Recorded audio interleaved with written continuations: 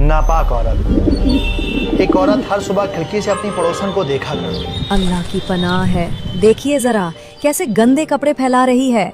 उसका शौहर पास बैठा न्यूज़पेपर पढ़ता रहता और अपनी बीवी की बात सुनकर मुस्कुरा देता। और इसी तरह दिन रातों में बदल गए, रातें हफ्तों में बदल गईं और हफ्ते महीनों में बदल गए। उस औरत को कभी पड़ोसन का घर गंदा लगता तो कभी उसके बच्चे गंदे लगते, कभी उसका किचन मैला नजर आता तो कभी उसका सहन गंदा नजर आता। वो देखो कैसे मैले कपड़ों में नमाज पढ़ रही है। बताइए जरा, इस नापाकी में नमाज होती होगी इसकी?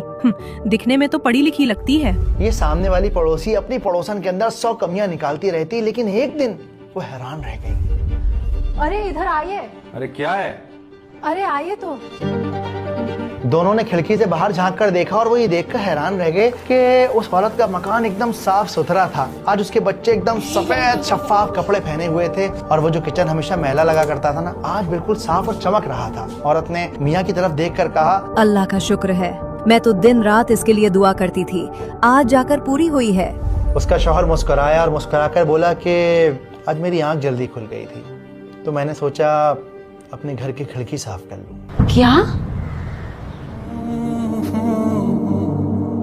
आज हम में से ज्यादातर लोगों की यही परेशानी है कि अपने गिरेबान में तो झांकते नहीं, लेकिन सामने वाले के ऐप तलाश करने लगते हैं। अल्लाह सुब्हानहू तआला सूरह हुजरात में फरमाते हैं, ऐ अहले ईमान, बहुत गुमान करने से परहेज करो कि बाज गुमान गुनाह है, और एक दूसरे के हाल का तजस्सुस न किया करो, और न तुम में से कोई किसी की गीबत करे। क्या तुम में से कोई इस बात को पसंद करेगा कि अपने मरे हुए भाई का गोश्त खाए? उससे तो तुम जरूर नफरत करोगे, और अल्लाह का डर रखो, बेशक अल्लाह तौबा कबूल करने वाला है। और इसीलिए हमें तजस्सुस यानी दूसरों के अंदर ऐप तलाश नहीं करने चाहिए, बल्कि बड़े बड़े उलमाओं का ये कहना है कि हर इंसान को दूसरे इंसान के लिए ये ओपिनियन रखना चाहिए कि शायद सामने वाला अल्लाह का वली है, क्योंकि हम नहीं जानते कि कौन है जो रातों में अपने अल्लाह के आगे खड़े होकर गिड़गिड़ाता है, कौन है जो हर रोज कुरान को खोलता है, कौन है जो अल्लाह की आयतों को समझता है, और कौन है जो अल्लाह के इतने करीब है कि जितने करीब शायद हम कभी जा भी नहीं सकते। तो क्यों ना आज अपने अंदर झांकें और अपने आप से सवाल करें